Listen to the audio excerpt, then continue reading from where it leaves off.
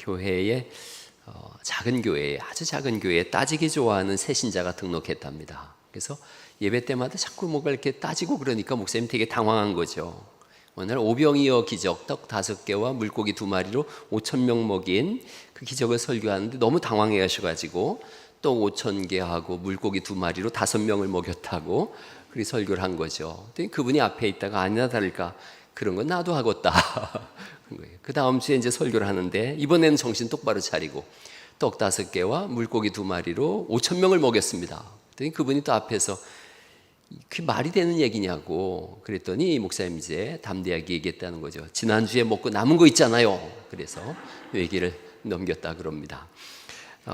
인생이 이렇게 가만히 보면 좀 롤러코스터를 타는 것 같습니다. 오늘 제자들을 보면 오병이어의 기적 이후에 일어난 사건이에요. 그 오병이어, 떡 5개, 떡병자를 쓰는 거예요. 떡 5개와 물고기 2마리로 5,000명을 먹였어요. 얼마나 승승장구했겠어요. 그 마음이 얼마나 뜨거워졌겠어요. 이런 분이라면, 이런 이적을 바라는 분이라면 이 지구촌의 왕이 되고도 남고, 이분이 왕이 되면 내가 좌의정하고 너는 우의정해라, 나는 정승하겠다, 국무총리, 비서실장 우리 다 하자, 흥분하고 떠드는 거죠. 떡을 먹은 백성들도 흥분하는 거예요.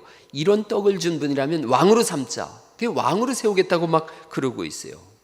이 떡은 생명의 떡이신 예수님 자신을 예표하고 있는 것인데 이 사람들은 육신의 떡만 찾고 있는 거예요. 그러자 예수님께서 6장 45절에 이렇게 말씀하세요.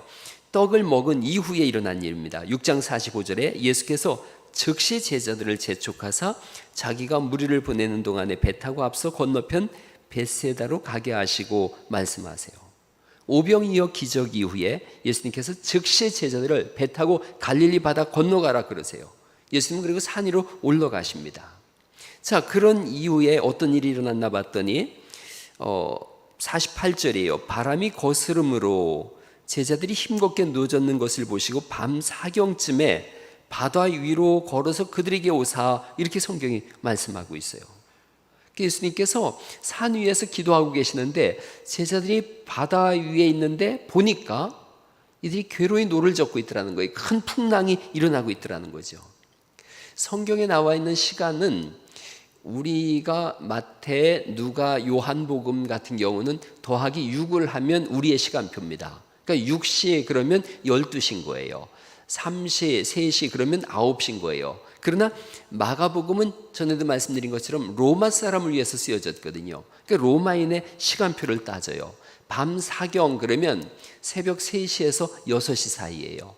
캄캄한 시간이에요. 가장 캄캄한 시간, 해가 뜨기 직전의 시간이에요. 배는 한가운데 있어요. 그리고 바람이 거스렸다 이렇게 말씀하고 있고 요한복음 6장 18절에도 똑같은 말씀이 나오는데 큰 바람이 일어났다. 큰 바람이. 이 갈릴리 바다는 밤이 되면 큰 풍랑이 일어나거든요. 가장 캄캄한 시간에 바다 한복판에서 풍랑을 만난 제자들, 밤새 노를 젓고 있지만 탈진해 있어요. 공포 속에 있어요. 두려움 속에 있어요. 가만히 인생을 생각해 보면 이와 같아요. 오병이어 기적, 큰 일이 있었어요. 좋은 일이 있었는데 그 다음엔 풍랑이는 이 바다를 만나요. 롤러코스터 타는 것 같아요. 막 정신이 하나도 없는 거예요. 상승세를 타는가 싶었는데 어느 순간 뚝 떨어지는 거예요. 그리고 끝났나? 그런데 다시 올라가요. 마가복음 6장 전체가 롤러코스터예요. 거기 6장 1절에서 6절까지 보시면 그냥 이렇게 전체를 봐도요, 6장 1절에서 6절은 배척당하시는 예수님이세요. 그리고 7절에서 13절은 제자들이 승리합니다. 그리고 세례 요한이 또 순교해요. 오병이어 기적이 있어요. 그 다음에 풍랑이는 바다가 있고, 그리고 예수님이 제자들과 함께 치유사역을 이루세요. 그러니까 저렇게 앞에 있는데 한번 보시면 이렇게 되어 있어요. 배척이 있어요. 오른쪽 상향에 보시면 배척당해요, 예수님이. 그런데 승리하시죠. 제자들을 보내서 승리하게 하세요. 그 다음에는 잘 되나 봤더니 세례 요한이 순교를 해요. 끝났나? 그랬더니 예수님께서 오병이어의 기적을 바라세요. 와, 또 우리가 올라갔다 싶었는데 풍랑이는 바다를 또 만나서 뚝 떨어져요. 이제 끝인가? 그런데 예수님께서 또 건너편에 가셔서 치유 사역을 하세요. 막 인생이 그래요. 잘 나가는데 끝까지 잘 나가는 일이 없고 망해도 끝까지 망하는 일이 없더라고요. 올라갔다 내려갔다 올라갔다 내려갔다. 아침에 기분 좋은 일이 있었는데 출근해서 엉망이 되어지고 이대로 하루 끝나나 했는데 저녁에 또 좋은 일이 생기기도 하고요. 인생이 롤러코스터 같습니다. 이들이 바다를 만났어요. 바다와 어둠을 만났어요. 생각해 보는 거예요. 바다는 이스라엘 사람들은 바다가 제일 무서워요. 이들에게 있어서 바다는 어둠의 장소예요. 혼돈의 장소예요. 공포의 장소예요. 바다에는 용이 산다고 생각했어요. 캄캄해서 아무것도 안 보이거든요.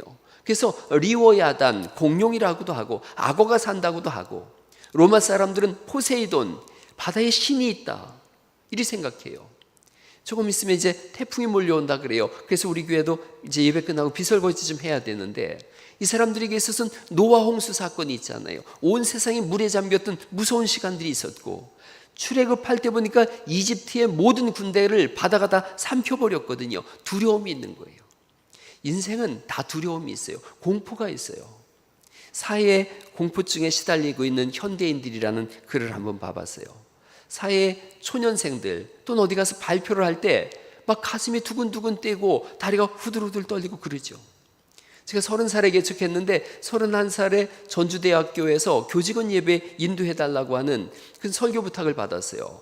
갔는데요, 얼마나 이 가슴이 콩닥거리고 몸이 후들후들 걸리던지 교탁이 이렇게 딱 일자로 돼 있더라고요. 무릎이 덜덜덜덜 떨려가지고 교탁을 툭툭툭툭 쳤어요.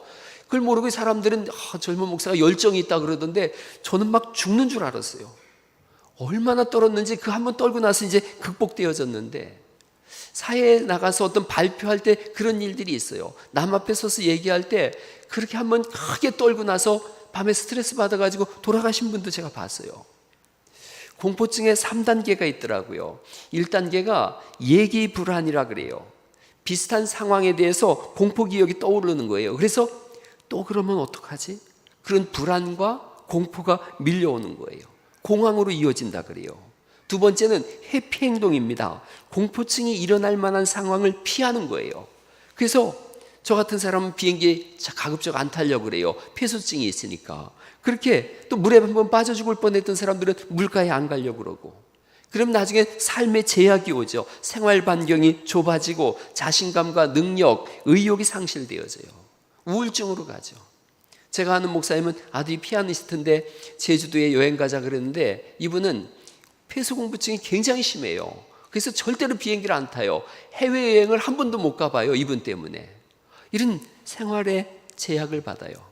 제가 이거 의학적 처방을 읽어봤더니 의학적 처방은 3가지 정도가 있더라고요. 두려움을 받아들이래요. 두렵다는 건 내가 살아있다는 증거라는 거죠. 폐소증 환자들에게 전에 그런 말씀 드렸어요. 그걸로 인해서 절대 안 죽어요. 한 10분쯤 지나면 막 가슴이 2배, 3배로 뛰고 금방 죽을 것 같은데 절대로 안 죽는다. 이걸 받아들이는 거예요. 폐소증으로 인해서는 또는 떠는 공포증으로 인해서는 절대 안 죽는다. 두 번째는 강하게 맞서라는 거예요. 강하게 맞서라. 나는 물에 빠져서 죽을 뻔했다. 거기에 강하게 맞서라는 거예요. 똑같은 2가지 경험이 있어요. 저 같은 경우는 어릴 때 물에 빠져서 죽을 뻔한 경험이 있거든요. 그래서 지금까지 수영을 못해요. 바다에, 물에 절대로 안 들어가요. 똑같은 상황이 우리 교회 정원기 장로님이 똑같은 상황을 당했더라고요. 어릴 때 물에 빠져 죽을 뻔했어요. 그러자 오자마자 오후에 내과에 가서 수영 연습을 했대요. 그래가지고 지금은 물개 비슷하게 이렇게 수영을 잘하는 거죠. 맞서는 거예요. 받아들이는 거예요. 3번째는 연습하고 또 연습하라는 거죠. 발표하는 데 있어서 공포증이 있으면 자다가 잠꼬대로 할 정도로 계속해서 연습함으로 인해서 극복해 나가는 거죠. 또는 신경 안정제를 하나 들고 다니면 효과가 있다 그래요. 자, 그런데 신앙인들은 어떻게 이겨나가는가 하는 거예요.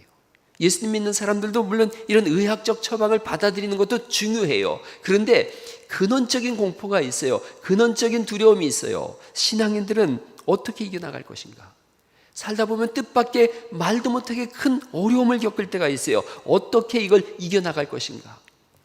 제자들의 이 상황을 다시 한번 보는 겁니다. 46절을 다시 보실까요? 46절부터 48절까지를 다시 읽어보시죠. 다시 읽어보십니다. 시작. 무리를 작별하신 후에 기도하러 산으로 가시니라.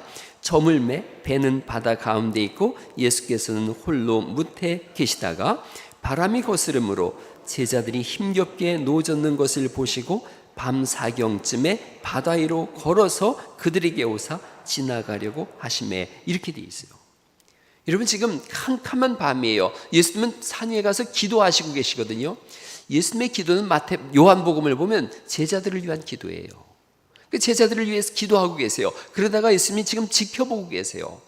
밤 사경, 새벽 3시에서 6시, 캄캄한 풍랑이는 바다, 해도 달도 보이지 않는, 해도 별도 보이지 않는 이런 바다에 예수님 보고 계세요. 전능자의 눈인걸요, 하나님이신걸요, 전지전능하신 주님이 이걸 지금 보고 계세요. 제자들을 이걸 떠올리는 거예요. 여러분, 우리가 살다가 어려움이 있을 때 홀로가 아니에요. 전능하신 하나님이 우리를 지켜보고 계심을 믿으시기 바랍니다. 주님이 지켜보고 계세요. 여러분, 시편 121편을 우리가 참 사랑하는 말씀이에요. 내가 산을 향하여 눈을 들리라. 나의 도움이 어디서 올까? 나의 도움은 천지를 지으신 여호와에게서로다.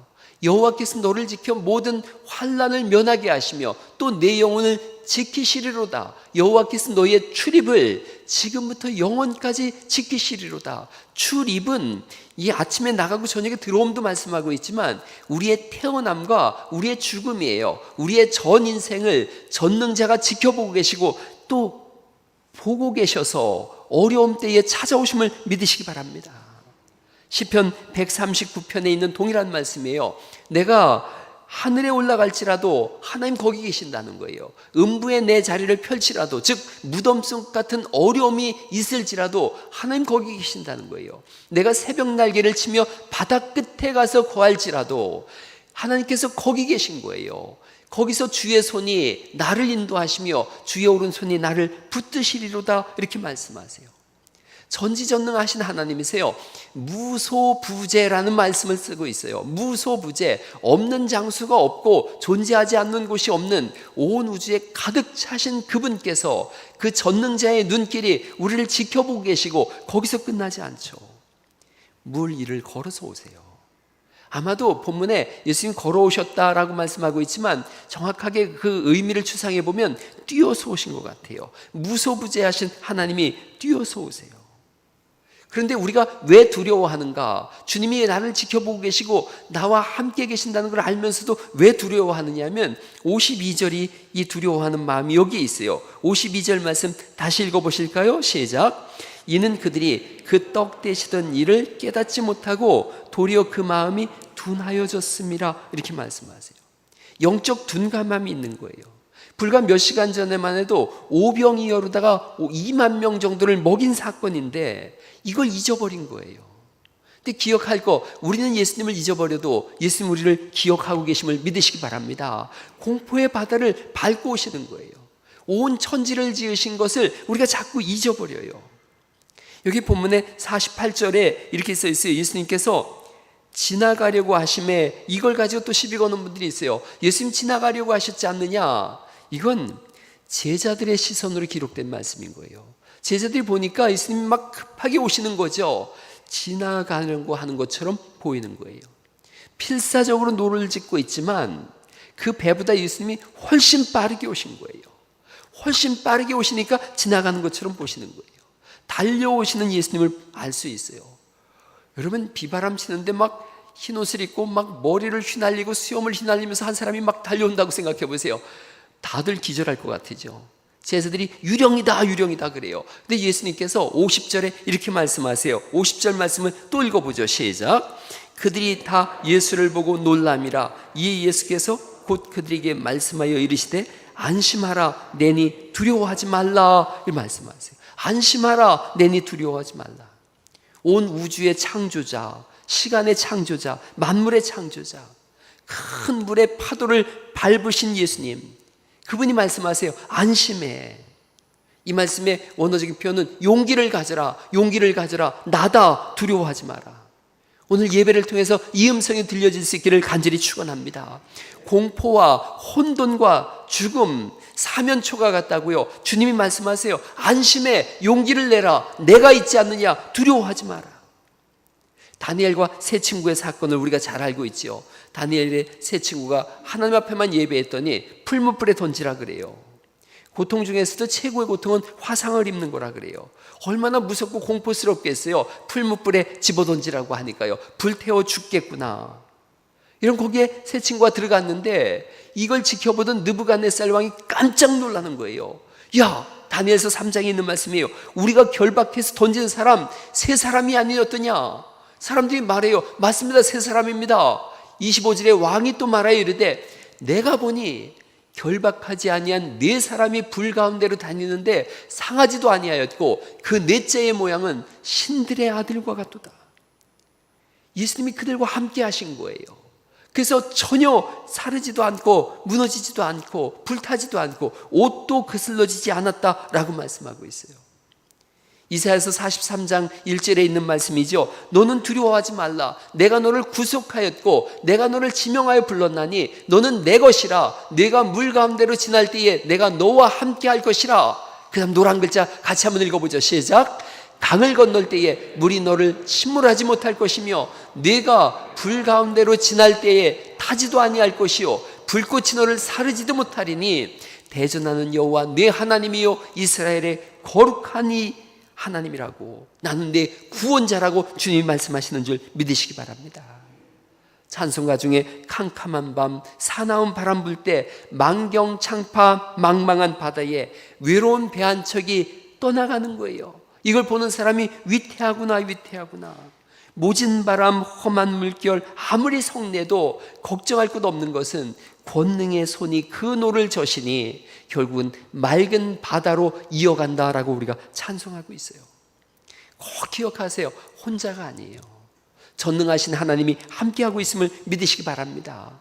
또 믿음의 동역자들도 있는 거예요. 함께 노를 저으면서 함께 격려하는 믿음의 동역자들도 있는 걸요.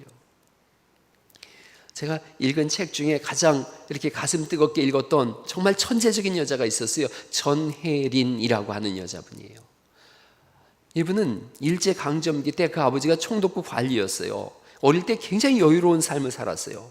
서울대 법대를 입학했는데 3학년 때 독일어로다가 동문학으로다가 전과를 했어요. 독일로다가 유학을 간 수재 중에 수재예요. 여러 번역서를 낸 최고의 지성이라 그러고 불꽃처럼 산 여자라 그래요. 이 여자분이 쓴 이 모든 괴로움을 또다시라고 하는 책에 이런 내용이 나와요. 가끔 몹시도 피곤할 때면 기대서 울고 위로받을 한 사람이 갖고 싶어진다. 나는 생후 한 번도 위한 자를 갖지 못했다.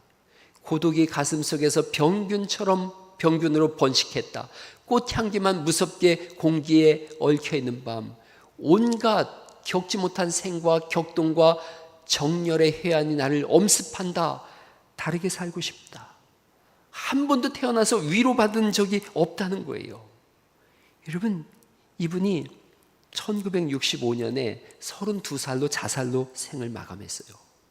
그 똑똑한 수재가 모든 환경이 다 조성된 그렇게 엄청난 사람이 32살에 자살합니다. 또 다른 삶을 산 여자도 있어요. 흑인으로 태어났어요. 태어나자마자 어머니로부터 버림받았어요. 할머니하고 함께 살았어요. 9살 때는 사촌 오빠로부터 성폭행을 무수히 당했어요. 14살 때는 미혼모가 되어지고 아이를 낳는데 2주 만에 죽어요. 지독한 가난, 흑인이거든요. 인종차별. 20살 때는 20대는 마약 중독자가 되어졌어요. 스트레스성 폭식으로 100kg가 넘는 몸무게. 여러 번 자살을 생각하고 시도까지 했어요. 이런 여자가 있고요. 또 다른 삶을 산 사람이 있어요.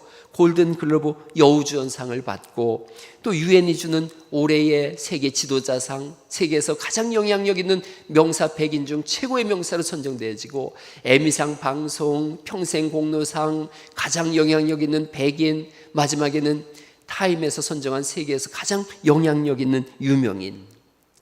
조금 전에 자살로 다 생을 마감하려고 했던 이 100kg 나가는 이 흑인 여자와 이렇게 세계에서 가장 영향력 있는 이 100인 중에 한 명 1등한 이 여자는 동일인이에요. 토크쇼의 여왕이라고 하는 오프라 윈프리예요. 이분이 내가 확실히 아는 것들이라는 책을 썼더라고요. 이 책의 2장에 보니까 해생역에서 미즈타 마사히데의 글을 인용했는데 이분이 어떻게 살았는지를 금방 알 수 있겠더라고요. 이렇게 써놨어요. 이 마사이드의 글을, 그 시가 이런 글씨입니다. 헛간이 불에 타 무너지니 이제야 달이 보이는구나. 이게 얼마나 멋있는 말인지 몰라요. 헛간이 자기를 지켜준다고 생각했는데 그게 불탔어요. 나를 지켜주는 게 무너졌어요. 끝난 줄 알았어요. 그랬더니 그게 불타서 무너지니까 이제야 달이 보이는구나. 이분이 이 2장에서 글을 썼는데, 어려운 일이 닥치면 나는 종종 도니 맥클럭인이 지은 그 복음성가를 듣는다는 거예요. 그 복음성가 이런 내용이에요. 할 수 있는 것은 다 했건만 결코 충분하게 느껴지지 않을 때 무엇을 해야 하나? 내 모든 것을 다 주었건만 여전히 힘들 때 어떻게 해야 하나? 이 노래의 대답은 마지막 후렴구에 있어요. 후렴구에 딱 한 줄로 써 있어요. 스탠드. 그저 서 있기만 하면 돼. 그저 서 있으면 돼. 스탠드 펌, 굳게 서 있으면 돼.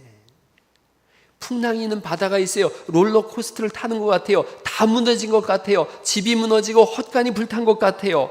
그럴 때 주님이 말씀하세요. 포기하지 말고 서 있어라. 본문의 제자들은 괴로의 노를 열심히 젓고 있어요. 그것밖에 할 일이 없었어요. 그런데 나머지는 예수님이 전부 하셨어요. 예수님께서 기도하고 계셨고 캄캄한 밤을 달려오고 계셨고 예수님이 배 위에 타는 순간 풍랑이 멎었어요. 강인함이 뭔가? 강인함은 끝까지 서 있는 거예요. 끝까지 서 있음이 강인함이에요. 예수님이 오셔서 말씀하잖아요. 길 잃은 사람이 있느냐? 내가 길 되어줄게. 헛됨을 따르면서 무너진 사람이 있느냐? 내가 진리가 되어줄게.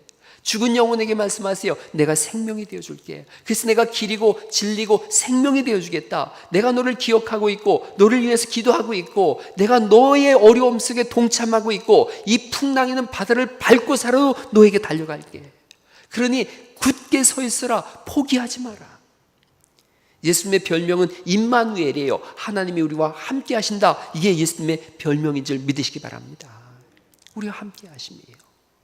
소설가 유예수 씨가 쓴 글 중에 재미난 글이 있었어요. 세상에서 제일 매운 고추는 어떤 고추냐 이거예요. 마른 고추도 빠한 고추도 파란 고추도 빨간 고추도 아니라 세상에서 제일 매운 고추는 눈에 들어간 고추다. 그래요. 눈에 들어간 고추다. 이게 공감에 관한 부분이에요. 공감에 관한 부분. 우린 공감하고 싶어 하거든요. 그런데 공감을 대부분 거절당하죠. 아이가 치아 교정하는데 너무 아프더래요. 그래가지고 아프니까 이제 엄마한테 막 원망을 하는 거죠. 이게 엄마가 날 잘못 낳아서 그래. 막 그랬더니 엄마가 황당한 표정으로 아들을 쳐다보면서 너 태어날 때 이빨 한 개도 없었거든. 이놈 새끼 어디서 약을 팔어. 그랬다는 거예요. 여러분 공감하려고 하는데 공감이 많으면 차단당해요. 그래서 예수님은 어떻게 하시나? 공감하시는 분이세요.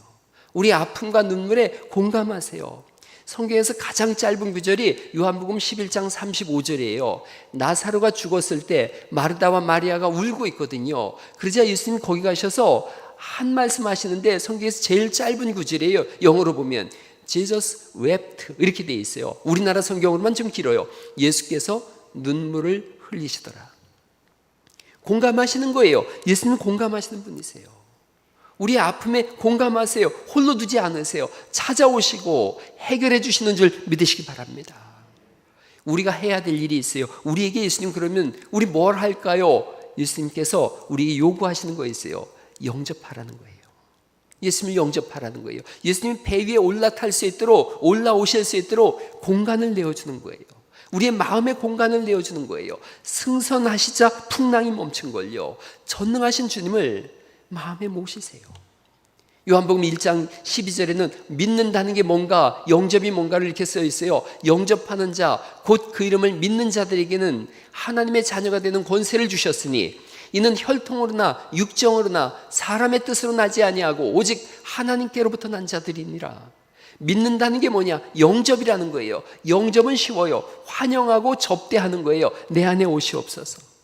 내 머리부터 발끝까지 내 마음에 오시옵소서. 내 마음에 여러 개의 방이 있습니다. 내 마음에 서재의 방이 있습니다. 서재의 방을 주님께 내려드리니 하나님 말씀으로 채워주옵소서. 내 마음에 식탁의 방이 있습니다. 식탁의 방을 주님께 내려드리니 영의 양식으로 나를 채워주옵소서. 내 마음속에 나만 알고 있는 쓰레기 창고가 하나 있습니다. 거길 비우고 거룩함으로 채워주옵소서. 로버트 몽어라고 하는 분이 내 마음 그리스도의 집이라고 하는 책에서 그렇게 썼어요. 내 마음에 여러 개의 방이 있는데 그 방 하나하나를 다 뒤져서 예수님으로 가득 채우겠습니다. 영접이라는 게 그거예요. 전인격적으로 받아들이는 거예요. 전인격적으로 내 안에 오시옵소서. 요한계시록 3장 20절에 볼지어다 내가 문 밖에 서서 문을 두드리노니 누구든지 문을 열면 나는 들어가 그로 더불어 먹고 그는 나로 더불어 먹으리라. 문 앞에 서서 두드리고 계신 분, 모든 것의 주인이 예수님이신데 문 앞에 서서 문을 두드리고 계세요. 만왕의 왕인걸요, 만주의 주인걸요. 로마의 황제는 절대 두드리지 않습니다. 여러분, 로마 황제와 예수님에 대해서 마가복음 1장을 설교할 때 그런 말씀을 드렸어요. 이 당시 사람들은 로마 황제가 신의 아들이고 복음이고 그리스도라고 했는데, 아니다, 예수님이 그리스도시요 하나님의 아들이시다, 복음이다, 이걸 말씀드리는데 뭐가 다른가? 로마 황제는 문을 부수고 들어옵니다. 문을 부수고 들어와서 점령해 버리죠. 그런데 예수님은 인격적으로 오세요. 문을 열면, 네가 나를 영접하면 내가 들어가서 너의 모든 것을 새롭게 하겠다. 신앙은 그거예요. 예수님 내 안에 오시옵소서. 기쁨으로 받아들이는 거예요. 감사함으로 받아들이는 거예요. 손님이 오니까 엄마가 어서 오세요, 환영합니다, 정말 잘 오셨어요, 막 그렇게 호들갑을 떠는데 옆에 있던 6살 딸이 얘기하더라는 거죠. 엄마, 귀찮게 자꾸 오네 하던 분이 저분이야? 이건 환영하는 게 아니죠. 진심으로 받아들이는 거예요. 우리가 할 일이 뭔가? 문을 여는 거예요. 그 누구도 대신 문을 열어줄 수가 없어요. 저는 오늘 오신 여러분들께서 진심으로 마음의 문을 열고 예수님 내 안에 오시옵소서라고 하는 기도가 있기를 간절히 축원합니다. 예수님 말씀하세요. 문을 열어라, 그러면 산다. 예수님 우리 배에 올라타시옵소서. 승선하면 풍랑은 멈추게 돼 있어요. 교회 온다 그래서 다 문을 연 건 아니에요. 여러분, 아까 그 얘기한 엄마처럼 어서 오세요, 어서 오세요, 겉으로는 어서 오세요 환영하지만 속으로는 또 왔네, 귀찮아 죽겠네, 그럼 환영이 아닌 거죠. 스스로 결심해 보는 거예요. 제가 오늘 결심합니다. 예수님 내 안에 오세요. 내가 예수님을 따라 살겠습니다. 성령님 내 안에 충만하게 임재하셔서 한 걸음 한 걸음을 이끌어 주세요 라고 하는 그 진실한 마음, 그게 영접인 거죠. 많은 분들이 예수님 믿습니다 라고 고백을 해요. 그럼 다시 물어봐요. 예수님 그러면 이 시간 영접하시겠습니까? 영접이 믿는 건데 영접을 하시겠습니까? 그러면 다음에 할게요. 저는 아직 준비가 안 됐어요. 이 믿는 게 아닌 거예요. 준비할 일은 없어요. 예수님이 다 해놓으신 걸요. 담배를 끊으면 예수님 믿을게요. 그런 일은 없어요. 술 끊고서 예수님 믿을게요. 아니, 술을 마시니까 예수님 영접해야죠. 내가 지금 잘못 살고 있는데 이 삶을 정리하면 예수님 믿을게요. 잘못 사니까 예수님 믿어야 되는 거죠. 우리가 할 일은, 내가 준비할 일은 없어요. 그저 마음의 문을 열고 예수님 내 안에 오시옵소서. 오늘 예배 오신 것 감사한 일인 거예요. 그러나 예수님을 영접하지 않고 예수님 내 안에 오시옵소서가 없이 그냥 간다면 가장 큰 비극이에요. 우리 중에 고난 중에 계신 분이 있을 수 있어요. 알 수 없는 고통 중에 계신 분이 있죠. 매일이 캄캄하고 막막한 분들이 계실 수 있어요. 시편 91편 3절에 있는 말씀이에요. 그가 너를 모든 함정에서 구하고 죽을 병에서 너를 건지시리라. 이 말씀을 믿으시기 바랍니다. 주님 내 안에 오시면 나를 모든 함정에서, 모든 올무에서 건져내시고 내 모든 질병에서부터 나를 해방시키신다. 살다 보면 난 왜 이렇게 지질이 복도 없을까? 난 왜 이렇게 복이 없을까? 걱정하지 마세요. 시편 127편의 2절에 있는 말씀이에요. 여호와께서는 그의 사랑하시는 자에게 잠을 주시는도다. 이런 이 말씀을 제가 새번역으로 읽어봤어요. 전 새번역이 너무 좋더라고요. 새번역에 이렇게 써 있어요. 주님께서는 사랑하시는 사람에게는 그가 잠을 자는 동안에도 복을 주신다. 이렇게 번역이 돼 있어요. 그 사랑하시는 자에게 잠을 준다라는 이 번역은 이렇게 해석할 수 있는 거예요. 잠을 자는 동안에도 복을 주신다. 주님께 마음을 드리고 주님을 영접하세요. 깨어있는 동안에도 주님이 복을 주실 거예요. 자는 동안에도 복을 주실 거예요. 평안으로 이끌어 주실 거예요. 한번 따라해 보세요. 예수님, 제 안에 오셔서 저를 회복시켜 주시고 저의 구주가 되어 주옵소서. 다시 한번 해볼까요? 예수님, 마음의 문을 열고 예수님을 영접합니다. 제 안에 오셔서 저의 구세주가 되어 주옵소서. 예수님 이름으로 기도합니다. 아멘. 이 기도가 있어야 돼요. 또 하나는요, 예수님 영접한 다음에는 포기하지 말고 끝까지 서 있으세요. 포기하지 마세요. 6장 48절에 보면 괴로운 제자들이 노를 젓고 있다 그랬어요. 손 놓고 있는 게 아니에요. 손 놓고 하늘만 쳐다보고 있는 게 아니에요. 괴로이 노를 젓다. 이 괴로이라는 헬라어를 보니까 괴롭게 하다, 고문하다, 지치게 하다. 그럼요, 온종일 2만 명을 먹인 걸요. 얼마나 지쳤겠어요. 그리고 지금 밤새 풍랑에 시달리고 있어요. 그럼에도 불구하고 이들은 여전히 노를 젓고 있어요. 멈추지 마세요. 포기하지 마세요. 끝까지 서 있어야 돼요. 예수님 개입하실 때까지 멈추지 마세요. 개입하면 바람이 그쳐요. 위기 속에 계신 분들이 있지요. 나는 주님도 포기하셨나 봐. 포기하지 않으셨어요. 스스로 포기하지 않으면 주님이 반드시 일하세요. 잘 견디고 서 있으세요. 아마도 예수님은 새로운 세계를 여시는 중이세요.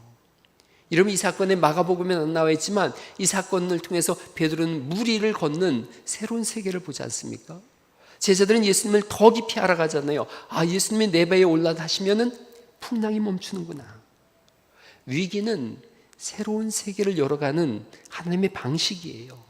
위기 속에 더 굳건해지는 걸요. 비 온 뒤에 더 땅이 단단해지는 걸요.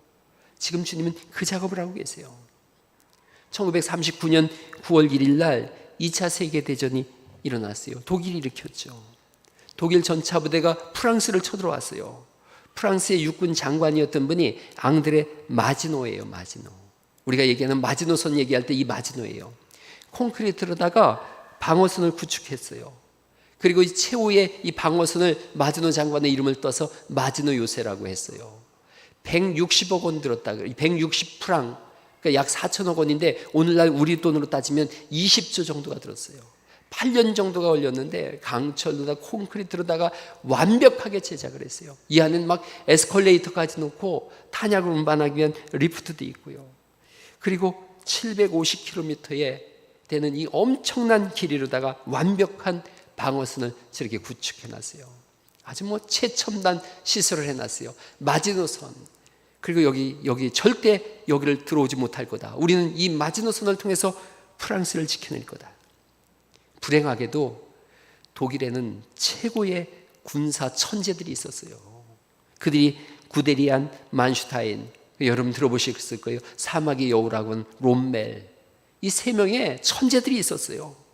이들이요 3대로다가 군세를 분산해서 일대는 제일 전쟁을 못하는 이 사람들은 마지노선 앞에서 계속 왔다 갔다 해요.